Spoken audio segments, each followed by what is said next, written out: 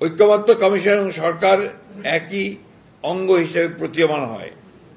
উক্ত পত্রে জুলাই সনদ 2025-এ সংবিধান সংস্কার সংক্রান্ত বিষয়গুলোকে দুইটি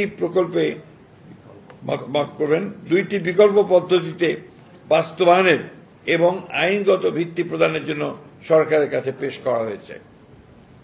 চিঠিতে বলা হয়েছে, জুলাই জাতীয় সনদ 2025-এ সন্নিবেশিত সংবিধান সংশোধন সংক্রান্ত বিষয়গুলো কার্যকর করার উদ্দেশ্যে সরকার জুলাই সনদ সংবিধান সংস্কার বাস্তবায়ন আদেশ 2025 শিরোনামে একটি আদেশ জারি করবে। এরূপ প্রস্তাবিত আদেশের একটি খসড়া সংযুক্তি 2-এ, সংযুক্তি 3-এ সংযোজিত করা হয়েছে। সরকার এরকম আদেশ জারি করার এখতিয়ার নাই। সংবিধানের 152 নম্বর অনুচ্ছেদের সংজ্ঞা অনুসারে আদেশ আইনের মর্যাদা প্রাপ্ত, অতএব সেটি জারি করার এখতিয়ার রাষ্ট্রপতির। বিকল্প প্রস্তাব 1-এ সরকার জুলাই সনদ বাস্তবায়নের লক্ষ্যে একটি পূর্ণাঙ্গ খসড়া বিল গণভোটে স্থাপন করা হবে বলে উল্লেখ করা হয়েছে। বিলের তফসিল 1-এ সংস্কার প্রস্তাবসমূহ সন্নিবেশিত করা হয়েছে।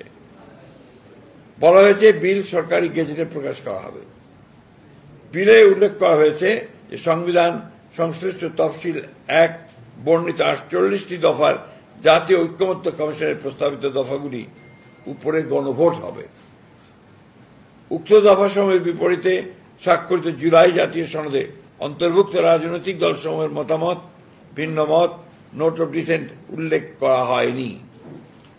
অর্থাৎ ঐক্যমত্য কমিশনের প্রস্তাব এবং সুপারিশ একপেশে ও জবরদস্তিমূলক জাতির উপর চাপিয়ে দেওয়ার চেষ্টা করা হয়েছে।